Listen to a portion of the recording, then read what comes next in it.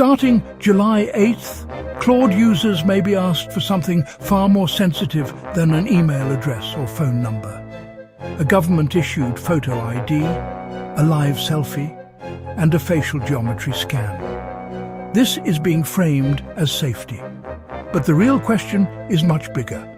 When an AI company starts collecting biometric identity data at scale, who is this system actually protecting? Anthropic, the company behind Claude, is reportedly using Persona Identities for identity verification.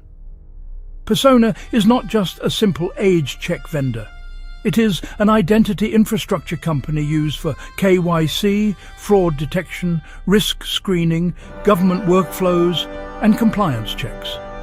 And Persona is backed by Founders Fund, Peter Thiel's venture firm.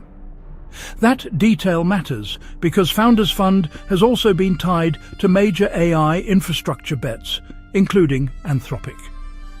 So step back and look at the architecture. The AI company wants access to your identity.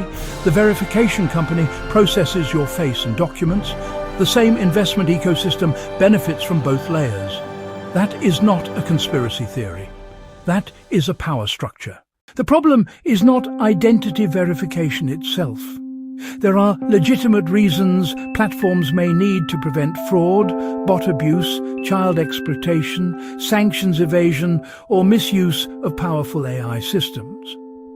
The problem is proportionality. What data is collected? How long is it retained? Who can access it?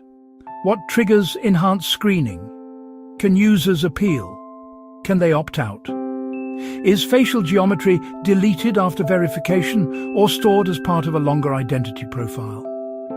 These are not minor product policy questions.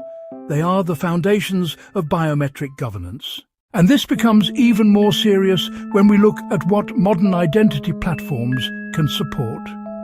Government ID numbers, device fingerprints, IP addresses, watchlist screening, adverse media monitoring, financial crime reporting workflows, biometric templates.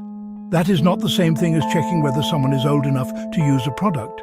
That is surveillance-grade identity infrastructure being plugged into consumer AI. And once this infrastructure exists, it rarely stays limited to the original use case. Today, it is safety. Tomorrow, it is trust, then compliance, then risk scoring, then access control. Before long, identity becomes the gatekeeper for speech, research, work, and access to intelligence systems.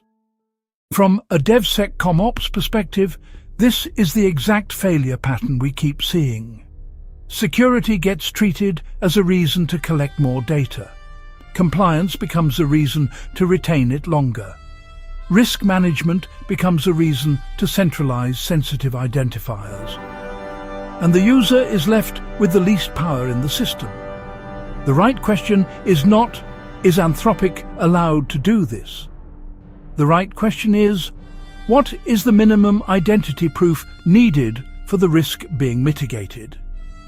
Because good security reduces unnecessary data exposure.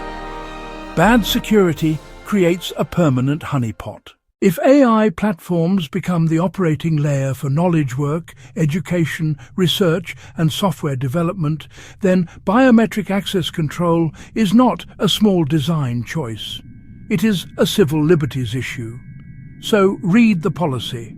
Ask what is collected. Ask what is retained. Ask who processes it. Ask what happens when the data leaks. Ask whether safety is being used as a cover for identity infrastructure. Because once your face becomes the password to AI, you do not just lose privacy, you lose leverage. This is DevSecComOps. Security should protect users, not quietly turn them into datasets.